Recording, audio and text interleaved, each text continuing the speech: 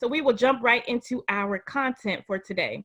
So we all know that, this is Economy Challenge Day. So we have an amazing person on the line that we're going to interview today. His name is Jaja. He's the president and CEO of First Choice Health, which is a dynamic leader in the Northwest Health Services community. First Choice offers third-party administration, employee assistance, medical management, and a PPO network to 600,000 members in Oregon, Alaska, Idaho, and Montana. Prior to joining First Choice, Jaja was the Senior Vice President of Strategic Development for Premera Blue Cross, where he oversaw strategy formulation, strategic initiative development, and Premera's innovative program. Jaja was also Vice President of Business Development and Strategy for McKesson Medication Management, a division of McKesson Corporation, where he focused on new service development and strategic alliances. In addition to that, Jaja held several positions with Deloitte Consulting, leading projects to develop strategy, implement new technology, and redesign processes for insurance companies, pharmaceutical manufacturers, and healthcare providers. Jaja holds an honors degree in government from Harvard University, and he earned his MBA from HEC in Paris, France. So we welcome you, Jaja. We thank you for being here. I do want to introduce our curriculum committee before we get started. For those of you that don't know, Julie, if you could wave your hand. We have Julie Pham there, who's on the curriculum committee, on the Economy Day curriculum committee, and we have Amberin, who's on the curriculum committee. And then, of course, we have Tamra, who is part of LT Program Manager. All right, so thank you for that. We are moving right along. Jaja, we appreciate you being here. Thanks for having me. So much. Yeah. And we're going to use as much of this time as possible asking questions of you and getting your insights. So I did read your article that was in the Puget Sound Business Journal. Mm-hmm. And then right after that, I saw that there was some legislation that kind of maybe impacted some of the things that you were saying. Mm-hmm. Can you talk a little bit more about that? Well, about the issue that hospitals face right now. Yes. And then, yeah, so most people don't realize how fragile the U.S. healthcare system is, particularly providers, hospitals, and clinics. When we went into sort of turning off their ability to service, the public announcement said, "Oh, we're turning off elective surgeries, elective procedures," which to most people sounds like, yeah, you can't go get, some skin stuff done or other things like that. The reality is the term elective was a bad term. Mm-hmm. Elective meant anything that was non-emergent. So unless you had a bone showing when you broke your arm or having a heart attack, everything else was canceled. So if you have suspected cancer, not happening. If you were going for a biopsy, not happening. Minor cardiac procedures, not happening. So hospitals in this area in particular probably went from sort of normal operating procedure to down around 30 to 40% of normal. Wow. In addition, people were terrified of catching COVID-19, so they stopped going to the emergency room for anything. Like, I got a headache that's really going away, and I see 6 colors and multiple people walking around my house. I just feel like I can wait it out to the point that I can, and I show up and it turns out I have a brain aneurysm. By the way, that's a true story. Wow. Some gentleman on the East Side waited 3 days before going to the emergency room because he was afraid he was going to catch COVID-19, and it turns out he had a brain bleed. Wow. So the picture I'm painting is you've got hospitals used to a normal set of volume who suddenly don't have people showing up, and they're forced to do everything just COVID-19, which is actually as intense as it sounds. It's a very small portion of a facility. They have literally thousands of people that work there, cleaning crew, cafeteria service, information, kind of everything. That's all mothballed. So there are huge payrolls they're carrying with basically almost nobody walking in the facility creates a problem. Now, add to that one small additional factor, and that's that close to 40 to 50% of hospitals don't carry a lot of cash on their balance sheet. That means they don't have the reserves to be able to withstand something like this. So the numbers are something close to about half of the rural hospitals in Washington state are on the verge of bankruptcy as we speak as a result. Some of the for-profits, Multicare, I believe just yesterday announced a large furlough of employees. They're all hurting. And so the article is really trying to call attention to the fact that you're asking these people to step in and really help us in a time that we've got this major outbreak. And yet we're not helping them stay in business to be able to be here. God forbid that we're sitting around without their ability to service patients another 2 or 3 months. You're going to see significant parts of the healthcare system that are just not there. And maybe I just emphasize the clinic part. If you think it's bad on the hospital side, the hospitals are still doing things. The clinics have it even worse. See, most of the multi-specialty clinics are focused on procedures. They're not actually treating people in the hospital. So they're actually sitting around 40, 50, 60%. California did a study of clinics in the state and said that on average, people are down 50% of normal. And so what's happening is you're seeing smaller clinics basically closing. We're calling that quiet bankruptcies. We're not aware of any in Washington state yet, but that's still likely. And I have heard from some people that they're seriously contemplating whether they'll stay in business. So it's a big issue, and it's nice that people have started to pick up that as an idea, but it was an afterthought when we passed the first stimulus bill. The original thing was, well, let's bail out the airline industry, and I went, really? How about we make sure that the healthcare system is still here, because that's kind of what the crisis is about. Right.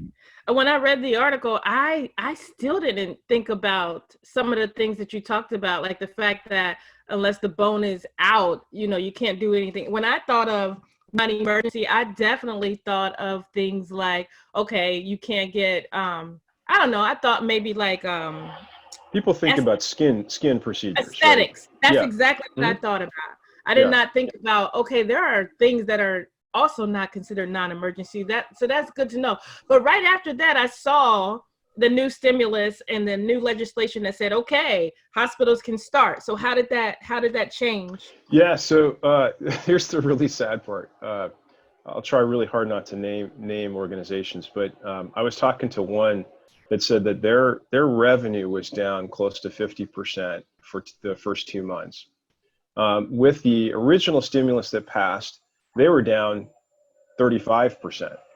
So it helps, but it really wasn't, it's not covering 100% of where their shortfall is, which means, there's a long description in that thing, and thank you for reading that. We're essentially like a health plan.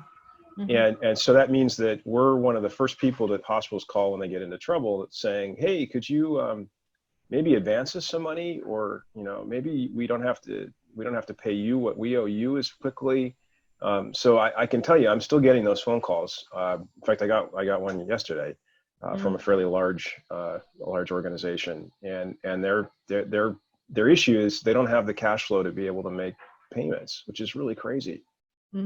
Think about multi-state, multi-hospital system, and they don't have cash flow to be able to make payments, so they're asking all vendors to float them. Yeah. Pretty wild. It is pretty wild, because I definitely don't think about hospitals in that light. I'm like, y'all rich. Yeah, not so much. Yeah. But that was helpful to understand that. So I was listening to a podcast just yesterday. I'm from Ohio. And so I was listening to a podcast from The Ohio State University. And one of the things that they were talking about is the impact of COVID-19 on the most vulnerable people. Yeah. And so one of the things I took from that, they said the vulnerable populations are less likely to have health coverage and insurance, access to affordable care, experience quality interactions with healthcare professionals, and receive recommended preventive care. But they're more likely to utilize emergency rooms, emergency departments for sensitive care, be hospitalized for conditions that could be handled in outpatient, experience, behavioral health and substance abuse disorders. And they were just talking about how racism is just more prevalent with COVID-19. What are your thoughts on that? Well, so maybe separating the two ideas, I think it's a socioeconomic issue. If you normalize for people who make the least amount of money, those that are seasonally employed, even those that are mentally ill and homeless, that whole group of people has a lot of challenges, and there's not a lot of support for them. Locally we have a few organizations that are doing some good work, but in general they don't have great access to care. They're because of their situation, they don't have a lot of education around what they should be doing to take care of themselves.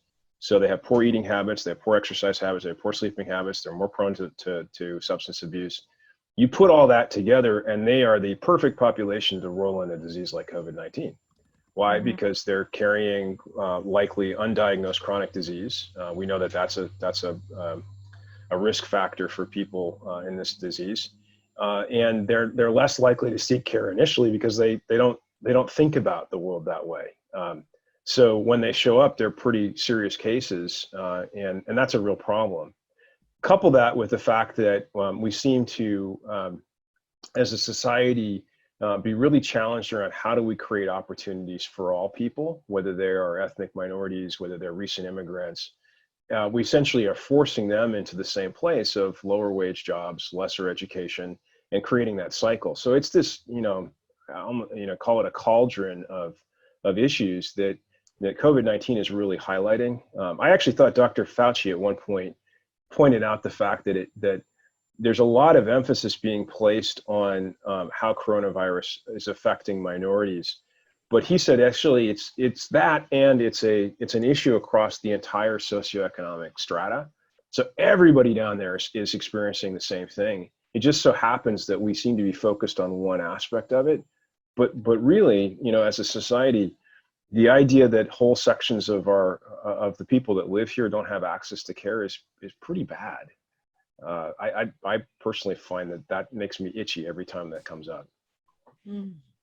So one of the things that I was thinking about, and I just want to go back to your article, I'm thinking like hospitals and major medical institutions should have a contingency plan, and not just like for things, as unprecedented as COVID-19, but let's just think if there is another COVID-19, like what are like, specifically you guys, your organization, but other hospitals and medical organizations, are they just waiting for like a government bailout, like when things like this happen, or what? Well, because it's normal for them to have like a lack of cash flow and money to be able to pay certain things, and when things like this happen, what is the contingency plan? So the uniqueness of this situation, if you roll back a number of years, we had H1N1, which was another significant outbreak with very serious consequences.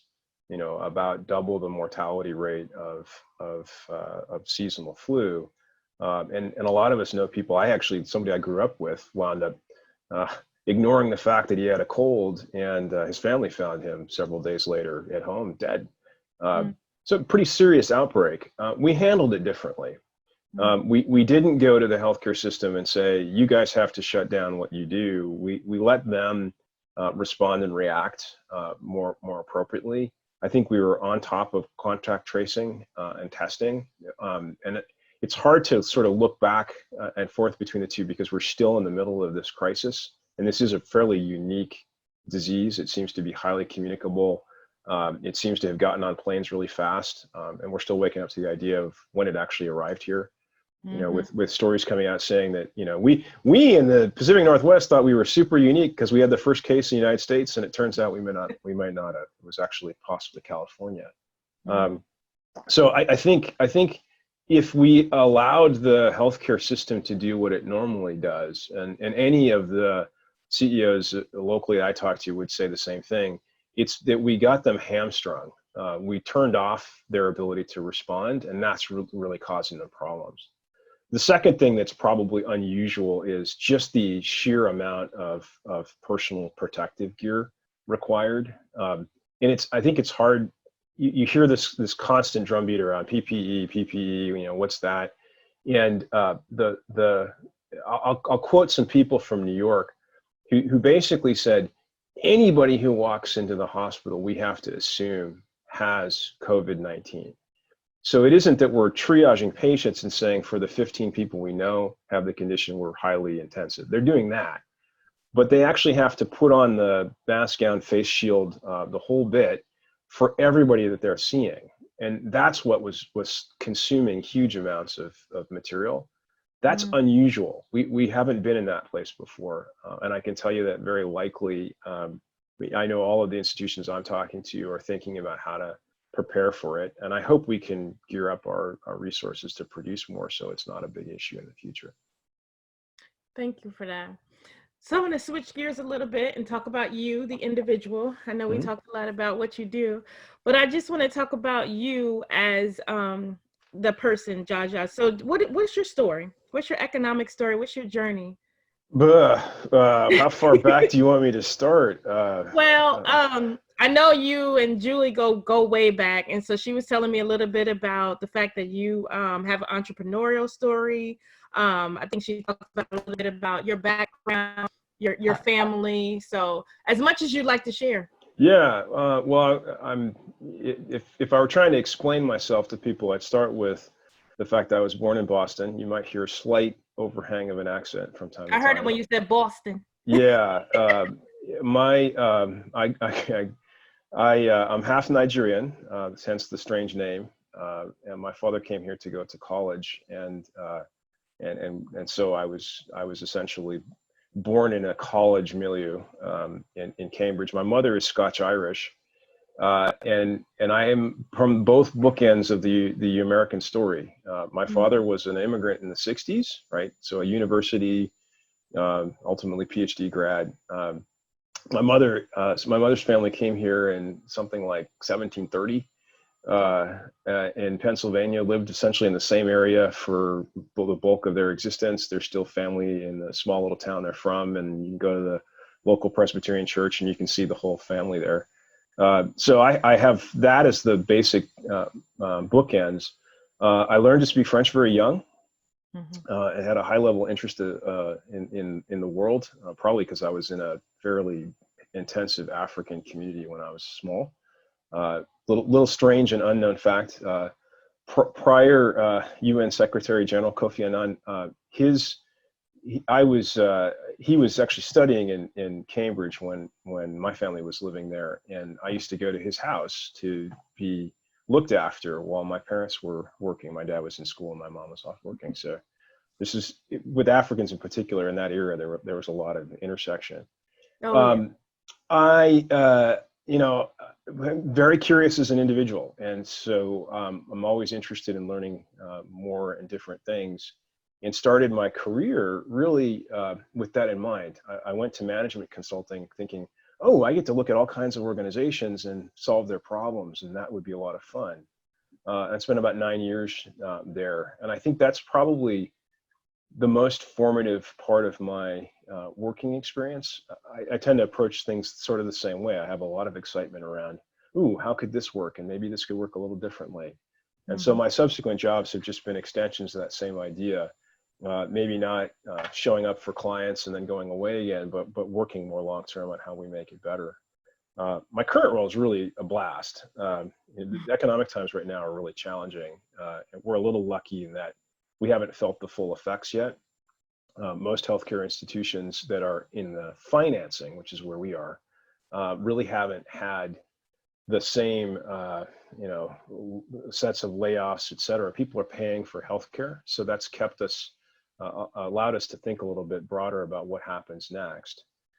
Which brings me to sort of, why do I stay? It's because most of my job is thinking about what happens next. What products could we offer? How could healthcare be a little different? And I think that's a fun place for me to be. I can imagine spending a long time in that vein of well, what can we do differently and how do we make this better? That was really quick. I mean, there's a lot of stuff that we can. No, it's fine. So, were you some sort of entrepreneur earlier on? I am. I wouldn't say I'm an entrepreneur so much as a contrarian. I have a tendency to say, I'll just go the opposite of where everyone else is going. I've been told sometimes that for most of my life I was an only child, and that's a symptom of only children. They'd like to be unique or think of themselves that way. So in the big .com boom and at the turn of the century, everybody was joining startups, and I went to a big institution, right? And that seemed really abnormal. And what did I do at that institution? I spent my time building programs. At my last job, I spent my time coming up with different ways that an insurer could operate and almost being an entrepreneur more than an entrepreneur. I spent a lot of time with entrepreneurs. I spent a fair amount of time with people who finance them. And I can tell you that I have a lot of respect for someone who wants to take an idea from conception and actually make it a reality. That is a hard thing to do. And you need a certain amount of craziness and a certain amount of focus. I think I'm probably more of a remodeling expert in that I take something that exists and I try to make it into something else. And that's a different challenge in some ways, because you have a form that you have to transform, and it resists you because it's happy being what it was, or it's comfortable. And so you have a different kind of a challenge there. I was told by Robbie Cape, the CEO of 98.6, he said, my job is so easy. I just come up with an idea and hire a bunch of smart people and say, go. But you actually have to convince people to do things. So I'm like, okay, can we trade? Right. Speaking of convincing people to do things, what would you say have impacted the growth and vitality of your company, either positively or negatively? Would it be like, I'm not COVID-19 aside, just like thinking about things like innovation, technology, education, the workforce, infrastructure, even tax climate. What would you say has impacted your company the most, both positively and negatively? Well, two things. One is just purely people. If you've got the right people with the right mentality, there is something to the fact that they come up with really great ideas, and then your challenge is to hang with them and support them. I think more to the root of your question, healthcare is probably the last place on the planet to embrace technology. And so, we still use the fax machine. Wow. Regularly for a lot of things in an era where everything can be electronic. 60 days ago, I actually had doctors telling me that telehealth was not productive and not useful. Today, I have doctors telling me that telehealth is actually really not that bad, and it's much easier and it makes more sense. I think technology and its impact is probably one of the neatest things, but we also have a lot of people who try really hard to stay away from it. Mm-hmm. All right, so I'm gonna go to some questions in the chat box. Hope you're ready. This is the warm seat we talked about. How's the crisis from the universal healthcare discussion, the COVID-19 crisis? I missed the first part of that, sorry. Oh, sorry. It says, how does the COVID-19 crisis inform the universal healthcare discussion? Oh gosh. I think it's wonderful is a really bad term. It is a case study in one of the challenges we have in public health. And take your aspect, probably the one that people are starting to realize is important is some universal access. That without that, you do wind up with situations where people could get sick and wander around and cause other people to be sick. And so I think that's one that's really highlighted in this current situation. The thing that we as a country have to wrestle, well, actually there's two really big debates. One is this, is it a right? Is healthcare a right or is it a privilege? I would suspect that a lot of people are thinking it's a right now. But when we're over, maybe it'll flip back. The other one is how to pay for it. We're very expensive, and we could have a whole conference just on why is it so expensive. I have my own opinions, but that's a challenge for us. If we were to go to let's just say everybody in the United States had guaranteed coverage, and there's no profit out of it. We were just going to cover everybody.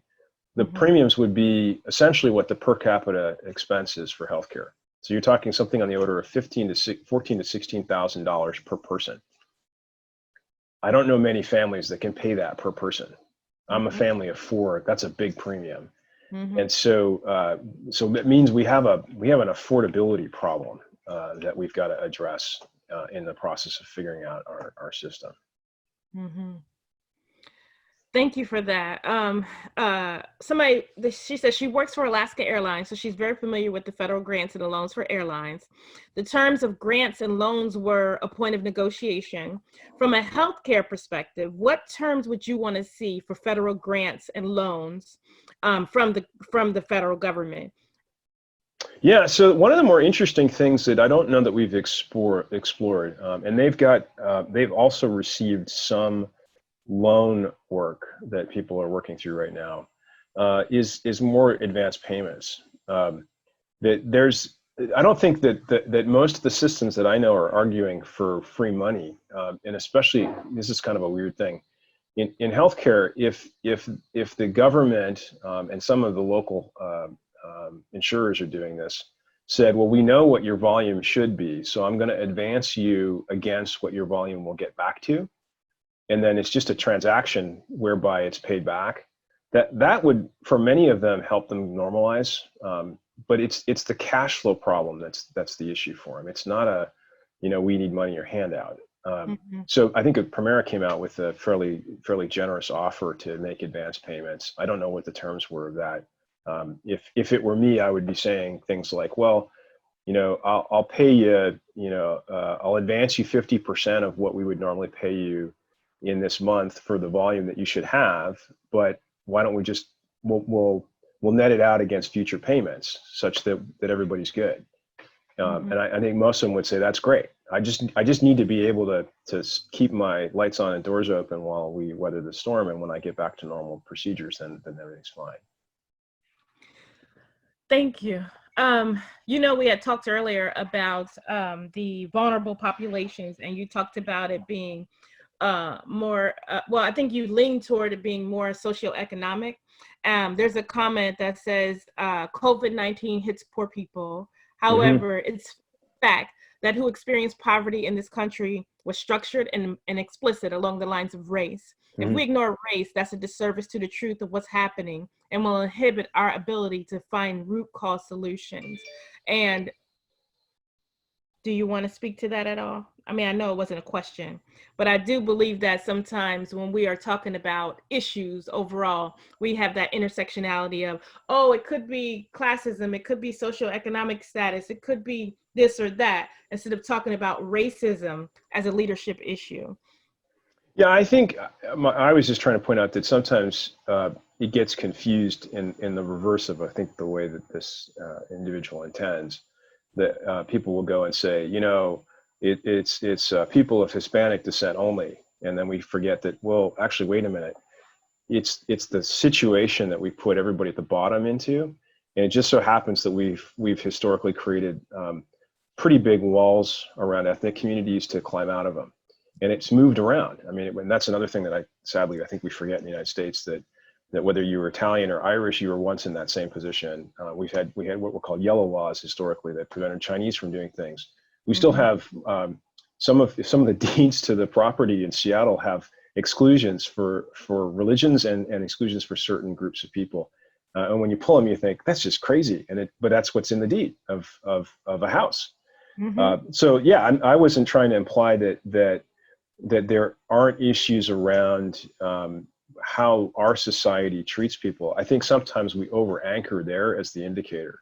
And in fact, I heard news stories that really almost made me sick, where we were saying, well, this must be something related to African Americans. Well, no, it's related to the condition of not being able to access care and not being able to treat yourself well and that's probably related to the fact that we do a poor job of essentially allowing all people to rise up, and we're pretty hard on ethnic minorities. Thank you for that. So I don't see any more questions so far in the chat box. I wanted to make sure I addressed questions before I ask my own, or the ones that we kind of developed.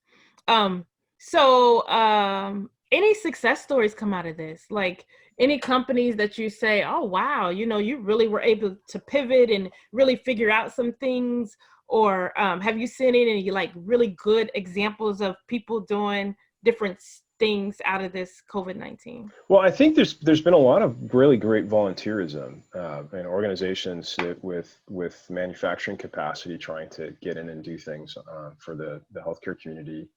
We got contacted by a small metal auto parts manufacturer in Oregon who wanted to produce what's called durable medical equipment. So you can think of wheelchairs and beds and, trying to be helpful. I think those are really great and positive stories. Weirdly enough, I think the resilience of some of our restaurants is pretty spectacular, and the creativity around, well, I can't have people in the restaurant, so how can I still stay in business and do something? I certainly appreciate the idea that, many of them had huge inventory of product that they had to sell and then suddenly had to shut down, and they also don't carry a lot of cash. So I think that the fact that they've figured out ways to create some cash flow and keep themselves in business is pretty great to see. I am a little weirded out by how we've suddenly moved to this ordering economy where there are, I'm surprised we haven't had 3 or 4 FedEx trucks already, but they're all day long. All day long. Yeah. In fact, I recall somebody talking about being quarantined in China, and the fact that the person in the apartment next door was having a big flat screen TV delivered. And I went, really? That's not really what I'd be thinking about right now. It's sad, and because you're saying that, I'm just going to expose myself. Like, I looked at my PayPal the other day and how much like crap that I've ordered, and then I don't even remember that I've actually ordered it. Like, when it show up, I'm like, oh yeah, I did order that selfie stick that rotates. Like, when did I order that? Like 7 weeks ago. But I think it's because we are quarantined, we are in the house, and these things are just popping up, and it's stuff that we know we don't need, but because we're not able to get out, it's almost like that instant gratification, like, oh, I've connected with something and somebody. That sense of connection is gone. Yeah. And I'm guilty of it. Like, I've ordered some stupid crap, like, and I'm looking at my PayPal receipt like, what? I spent $700 in 1 month? I don't even know what I bought. I've not received anything. So that's funny that you say that, because this is that new normal for us. Amber N said retail therapy is real, especially in this consumerism culture. Yeah. So that's funny.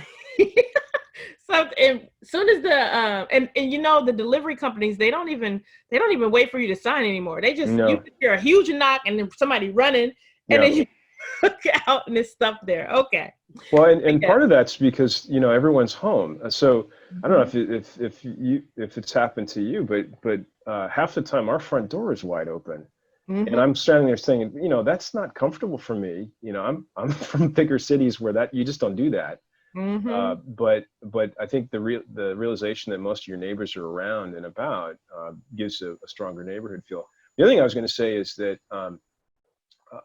particularly in the first 30 to 45 days, just the number of people that live near me that I have seen and have waved and said hello and good morning, all the stuff that the Seattle freeze never permits seemed to evaporate. And I thought in some ways that was really great to see. I also like that we had one here, the photo bombs from children. My son has been known to show up in meetings randomly to ask me something, and he's 12. He should know better, but all of a sudden you'll see this curly head pop in and like, what are you doing?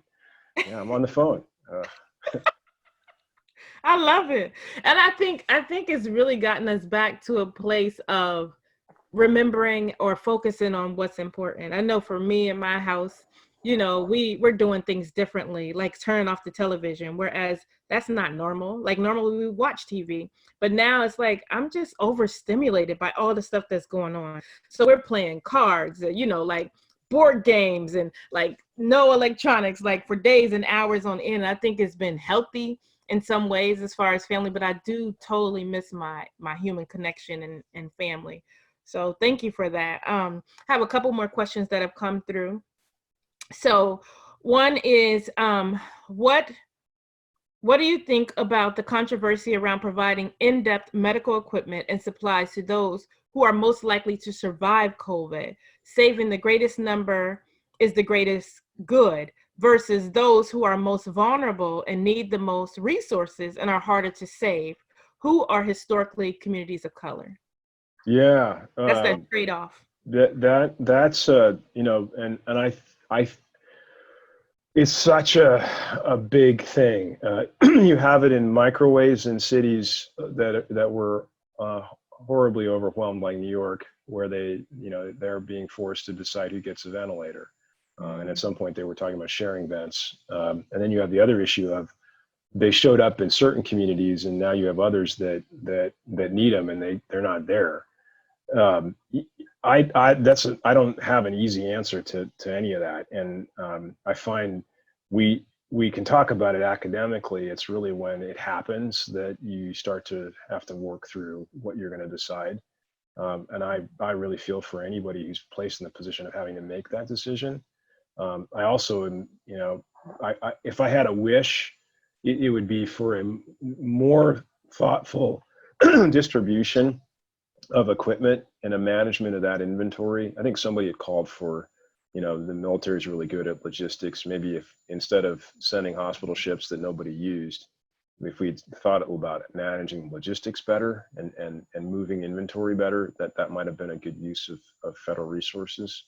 Mm-hmm. But yeah, I don't think, so I'll be on the record as saying that I agree with what the experts are saying. They're a little Cassandra-like, we are not done. And this thing is likely to be around for a while. And so we have a chance to do better. I'd love to see us do better in the coming months. And I just heard you clear your throat, so I was like, "Oh, Corona." No, Yeah. but but what type of things are you doing for self-care? Like, taking care of yourself. Like you said, you're in meetings all day, every day. What type of things are you doing, or what would you suggest? Well, I would be honest. I think this kind of, growing 2 month beyond stay-at-home thing has made us all a little crazy. So I started at the very beginning. I trained for athletic events. I think I was in the process of looking at short distance triathlons for the year and realized that I'm not going to be able to swim as easily as I'd like to. So I put myself on a marathon program, and I use Run Coach, which is, anybody can download that. You can pay for a little bit of support, but basically it pops up in the morning and says, do this today, which I think is really, for me, without a schedule and a program, coming up with what to do is not an easy thing. Mm-hmm. You can follow different organizations. They're trying to do the same thing, but I like okay, today is today we're going to do, a 4-mile free run. Today is a cross training day, and you need 35 minutes of this and do that. And it's a much, that's a way to keep myself sane. I like the fact that I can do workouts in the middle of the day. So take my lunch hour and do it. I could do that before. I don't know about the other people on this call, but there is a guilt factor that you get when you take away from the office to do something that really shouldn't be there. So it's not as enjoyable, but somehow when you're at home, it's just natural. You just change your clothes out the door and off you go, and you come back 30 minutes later, grab some food and get back to work. Right. So there's something nice about that. I also garden. And I was patting myself on the back for being well ahead of the gardening boom. That I have a whole backyard layout, planting plan, and so I had all my inventory here. I didn't need to go buy much of anything. I know there's a lot of other people that have gone crazy. The seed companies, several of them have run out of inventory. Some of them have turned off their websites because of the volume. I mean, it's a little insane. Like the toilet paper, right? Well, it was, there's some website or social media channel I'm clearly not subscribed to that first said buy toilet paper, and the next thing it said is get flour and start baking, right? And what? Okay, sure. And then the third thing it said is get a whole bunch of seeds and start planting gardens. So I can't wait to see what's next. I'm not subscribed to it either. But I remember going to the store and needing some flour, and I was like, when did this become a thing? And then I remember going to the store and needing some rice, and I'm like, when did this become a thing? Like, why is certain things just like off the shelf? It's Because people, crazy. I mean, well, telling myself, I think we're all a little nuts because we're cooped up. And so, I got to do something to keep myself sane. I have about, I'm not sure I can count them. I have about 20 or 30 starts sitting between our living room and our dining room and the windows right now. Anybody would come to the house and say, wow, that's a lot of planting. Well, Right. weirdly enough, I'm home, so it's easier to manage plants that need to come out a little bit and need a little sun and need some water than if I were at the office. I'd drop them out in the morning, come back, and they're dead, and that's not as easy. I like that. I like that idea that you're running, you're taking care of yourself, you're doing the things you love, like the planting and the gardening. I know Amberin is really into gardening. So I like that. I thank you for sharing that part of you with us, because I think those ideas are definitely, good ones to think about and consider. I've been doing a lot of walking myself. I actually went golfing yesterday and I did like over 11,000 steps, which Oh, good for that's you. rare. Yeah. Rare, very rare, but my legs is feeling it this morning. But I love the fact that I was able to get out and just be. I was like, thank you.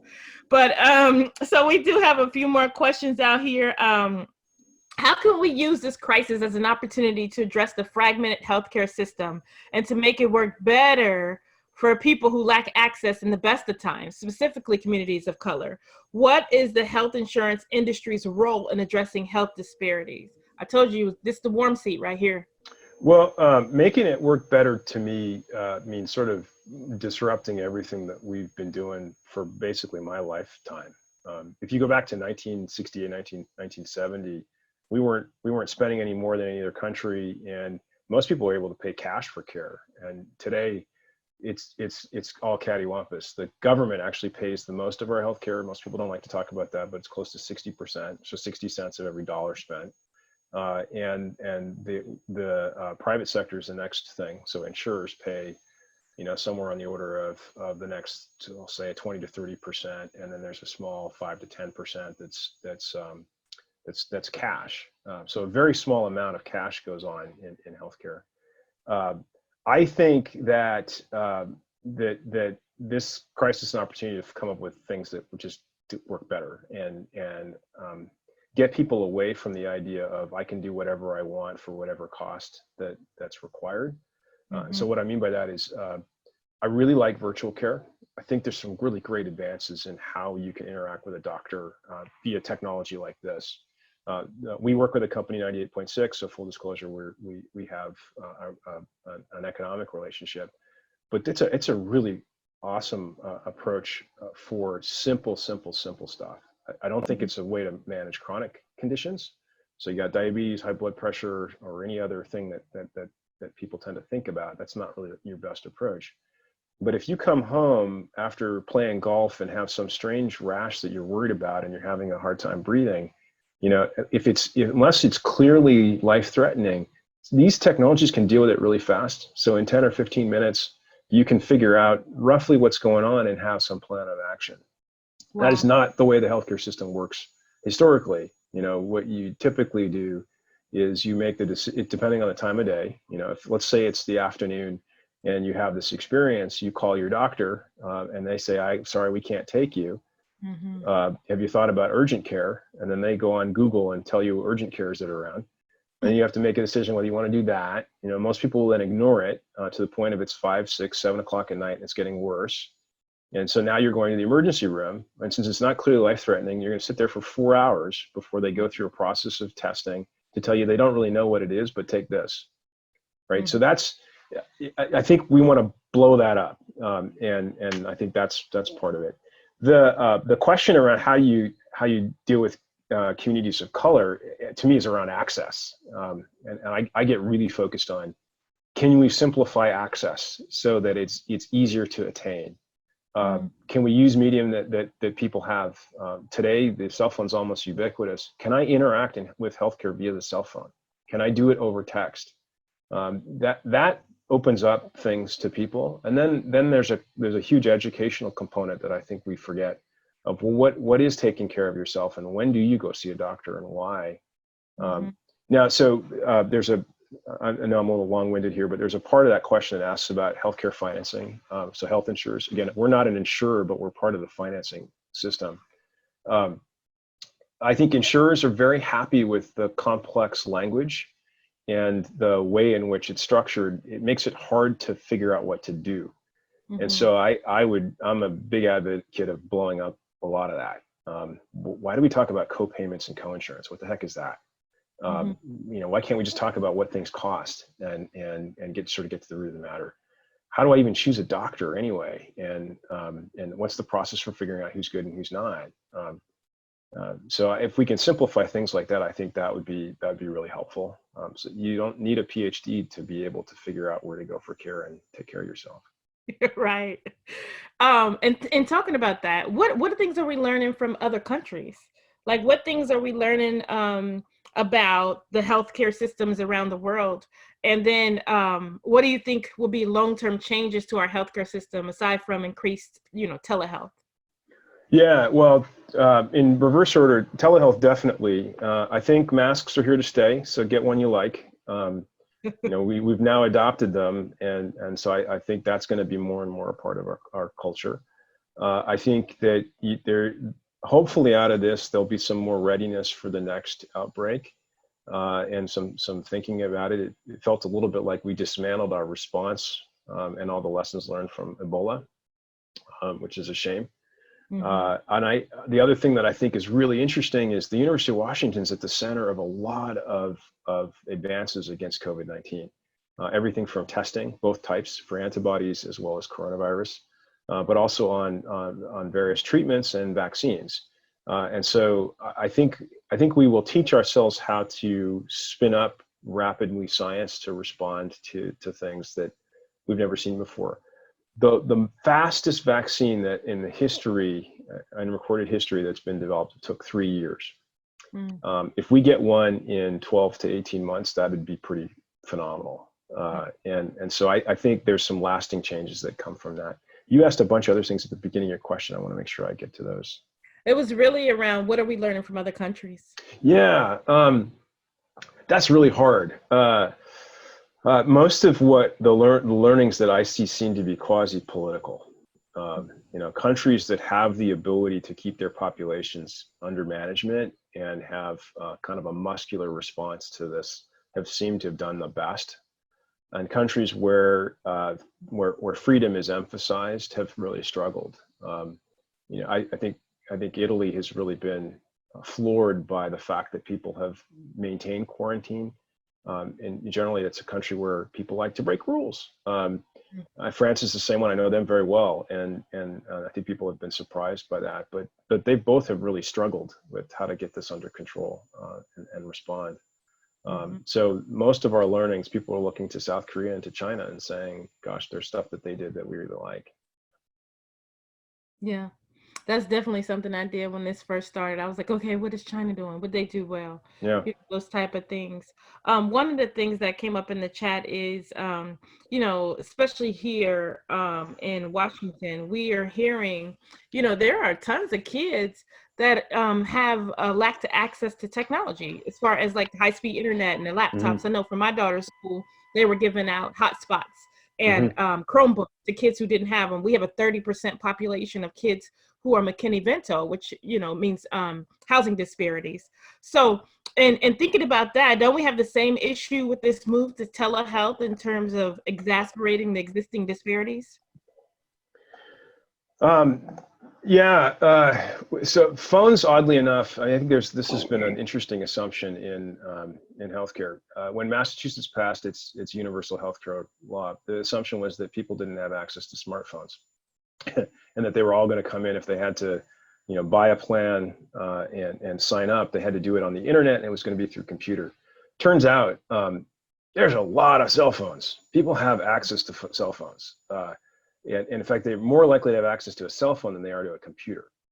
Or a toothbrush. I heard that. Or a toothbrush. That's possible because you got to have your cell phone, right?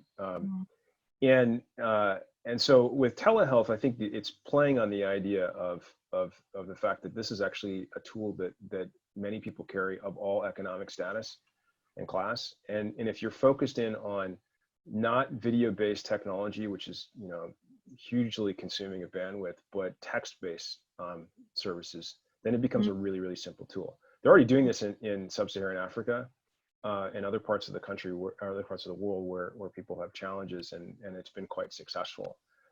So I think on the reverse, there's something for us to learn from what countries are doing with lesser means to figure out how to create increased access. Thank you for that. And Tesha said that they started using a video app for TB treatment, first implemented in developing. Wait, I'm sorry, a few years ago, and she thinks based on the app, it was first implemented in development countries. I like that. So I see you're monitoring the chat too. So a little bit, yeah. Somebody was asking about flour and or yeast, and I was saying, well, takes about 10 days, but you can grow wild yeast pretty fast. Yeah, that's good. Look at you giving gardening tips and everything. Oh, Amberin said that she's going to link the DIY on that. I was talking to my friend's mom the other day, and she was doing sourdough, and she was talking about how quickly, it grows or spoils or whatever. So she made sourdough crackers and pancakes, and I was just like, man, y'all are good. Like I just want to learn how to can stuff and put stuff in jars, and I don't know. I'm gonna get there. I'm learning from y'all green thumb folks. So thank you for that. Well, with wild yeast or sourdough, you actually basically have to take away or discard a certain amount per day, which is why you wind up with essentially starters. So if you want to bake every day, that's a great way to go, because you're gonna have leaven that you can use daily. Yeah, y'all teaching me something. I'm like, I need to get back to that stuff. I feel like this is a great time for us to learn these things. One of the things that I'm trying to learn is photography. I've loved photography, but I don't know anything about f-stops and apertures and lighting and all that. So that's one of the things that I'm focusing on in this time. So we really appreciate your time. We're actually running up against time right now. I want to say thank you for your time, because I know that even though you're on Zoom calls all day, your time is precious and very valuable. We really appreciate you. We will share this. Do you have any last thoughts or any last words that you'd like to leave us with?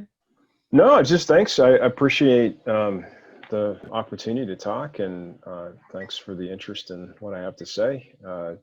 This is a funky time. I'm sorry we spent so much time talking about COVID-19.